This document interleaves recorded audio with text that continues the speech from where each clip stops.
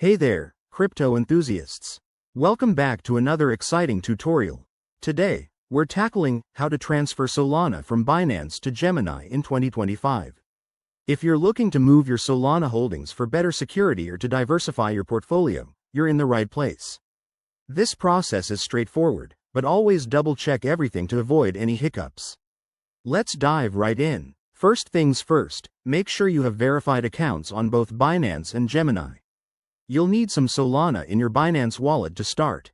Why 2025? Well, crypto platforms evolve, but the core steps remain similar, so this guide is future-proofed for you. Step 1. Log into your Binance account. Head over to the Wallet section and select Withdraw. This is where the magic begins. Search for Solana in the asset list, it's usually under Sol. Step 2. Once you've selected Solana, you'll need to enter the recipient's wallet address. That's your Gemini wallet address. Pro tip. Double-check this address because crypto transfers are irreversible. You can find your Gemini wallet address by logging into Gemini, going to your wallet, and copying the Sol address. Step 3.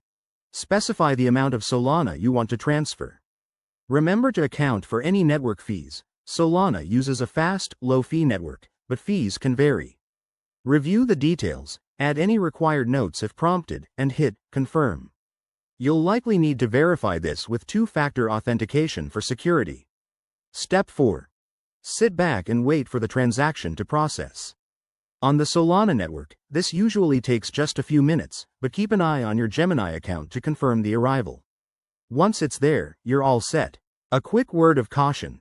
Always use the Solana network for this transfer to keep costs low and speeds high. If you're new to crypto, start with a small amount to test the waters. Thanks for watching. If this helped, give it a thumbs up, subscribe for more guides, and drop your questions in the comments.